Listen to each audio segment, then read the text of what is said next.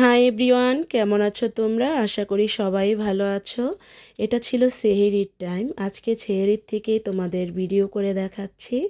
তো সেহরির টাইমে আমার ছিল দেশি মুরগি রান্না করা, আর ছিল গাজর আলু সিম দিয়ে ভাজি করা, আর ছিল বিফ, আর ছিল লাউ ডাল, দুধ, খেজুর, কলা। এটা তো থাকবেই মাস্ট।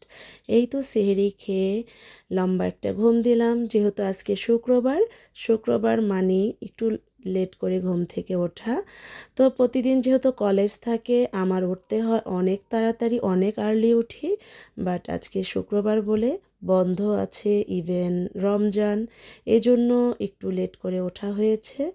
আর আমি তাড়াহুড়ো করে একটু কাজ করছিলাম আজকে, কারণ যেহেতু আমি একটু দেরি করে উঠেছি, অনেকগুলো কাজ জমে আছে, আর এই কাজগুলো আমার করে ফেলতে হবে। তো হালিমটা আমার অ্যাকচুয়ালি পুরোটা লাগে না, বাট আমরা যেহেতু তিনজন মানুষের জন্য আমার এই একটা প্যাকেট হালিম 3বার রান্না করতে হবে। কারণ এজন্য আমি কাচের জারের ভিতরে যদি রেখে দিই, এয়ারটাইট জারে, তাহলে দেখা যাবে কি এটা 1 মাস মতো থাকবে। কারণ রেগুলারলি হালিম খাওয়া হয় না। হালিমটা রান্না করলে যদি মুরগি দিয়ে রান্না করি তাহলে আমার মা খাবে, কিন্তু গরু দিয়ে রান্না করলে খাবে না। কারণ আমার মায়ের এখন একটু অ্যালার্জির প্রবলেম হচ্ছে। এমনকি আমার মেয়ে, আমার সবার একটু অ্যালার্জির প্রবলেম হচ্ছে, কারণ বিফটা খেলেই অ্যালার্জি হচ্ছে। বাট যেহেতু সেহরিতে খেয়েছি বিফ, এখন আর বিফ দিয়ে হালিম রান্না করব না। এখন করব হচ্ছে মুরগি দিয়ে। এজন্য আমি যতটুকু লাগবে নিয়ে নিব জার থেকে, আর জারে রেখে দেব। কারণ আমার খাবার ওয়েস্ট করা একদমই পছন্দ না। আর এই তো আমি জারে ঢেলে নিচ্ছি। আর এটা হচ্ছে পাস্তা। তো আমার ভাইয়া অনেকগুলো পাস্তা এনেছিল ইটালি থেকে, সেই পাস্তার প্যাকেটই। আর এই পাস্তাগুলো অনেকই ভালো, আর সবাই তো জানেন ইটালিয়ান পাস্তা খুবই বেস্ট। এই তো আমার ঘরে যেহেতু পাস্তা খাওয়া হয়, আর আমি একঘেয়েমি খাবার কখনোই রাখি না, ডিফারেন্ট টাইপের খাবার সব সময় রাখি। আর শুক্র শনিবার যেহেতু কলেজ বন্ধ থাকে, বাট আমি একটু রিল্যাক্স পাই। আর রিল্যাক্স বলবো কেন, কারণ আমাদের হচ্ছে অনেক পরিশ্রম করতে হয়, বাজার করতে হয়, ইভেন কলেজ, সংসারের কাজ সবই একা হাতে সামলাতে হয়, যেহেতু আমার হাজব্যান্ড প্রবাসী। আর প্রবাসীর বউদের কষ্ট করতে হবে, এটা তো মাস্ট। তারা ওখানে হচ্ছে রেমিডেন্স যোদ্ধা, আর আমরা হচ্ছি বাংলাদেশে যুদ্ধ করি সন্তান নিয়ে, সংসার নিয়ে।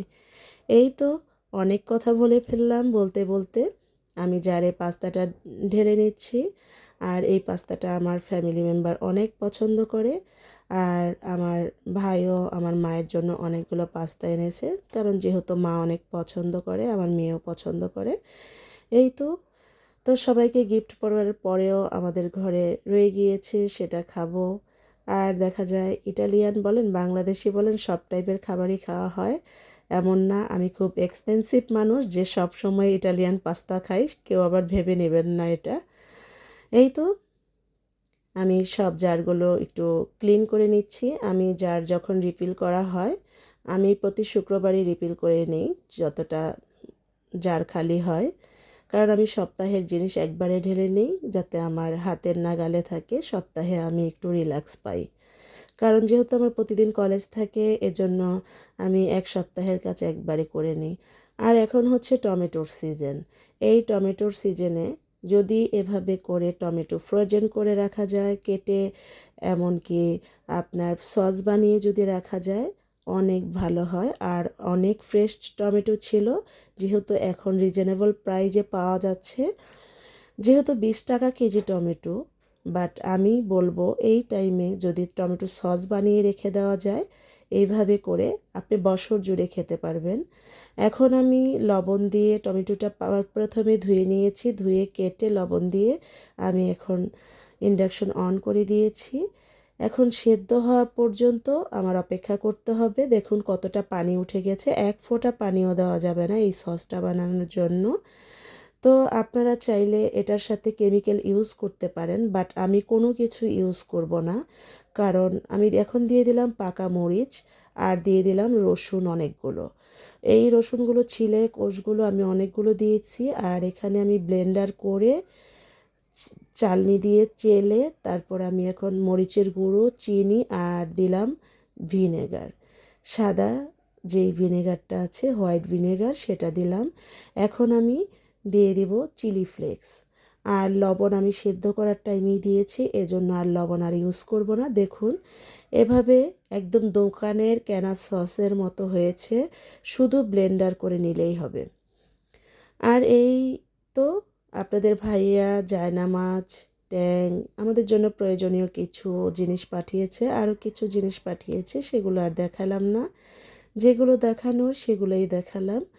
বাট এই জিনিসগুলো পাঠিয়েছে আমাদের জন্য রমজান উপলক্ষে। আর কিছু প্রয়োজনীয় জিনিসও ছিল, সেগুলো আমি এক্সট্রা করে রেখে দিয়েছি। এই তো জিনিসপত্র মেয়ের জন্য, আমার জন্য, আমার মায়ের জন্য, এই তো সংসারে যেগুলো লাগে সেগুলোই পাঠিয়েছে, বাট এছাড়া অন্য কিছু না। আর আপনারা সবাই আপনার ভাইয়ার জন্য দোয়া করবেন। আর এই দুইটা ছিল ব্যায়ামের মেশিন, আর ছিল একটা এয়ার ফ্রায়ার। এই এয়ার ফ্রায়ারটা অনেক বড় ছিল, খুবই ভালো মানের ছিল, আমার দেখে অনেক পছন্দ হয়েছে। ধন্যবাদ আমার হাজব্যান্ডকে। আর এই তো আজকে ইফতার, আজকে ছিল হালিম। তো অফ ক্যামেরা হালিমটা বানিয়ে নিয়েছি, যেহেতু ভিডিও অনেক বড় হয়ে যাচ্ছে, এজন্য আর ভিডিওটা তেমন বাড়ালাম না। ভুল ত্রুটি হলে অবশ্যই ক্ষমা সুন্দর দৃষ্টিতে দেখবে। আজ এই পর্যন্তই, সবার কাছ থেকে বিদায় নিয়ে নিচ্ছি। ভিডিওটা ভালো লাগলে অবশ্যই লাইক, কমেন্ট, সাবস্ক্রাইব করবে। আর যদি আমার পাশে থাকো তাহলে অবশ্যই আমার ফেসবুক পেজে ফলো দিয়ে থাকবে। আজ এই পর্যন্তই, আল্লাহ হাফেজ।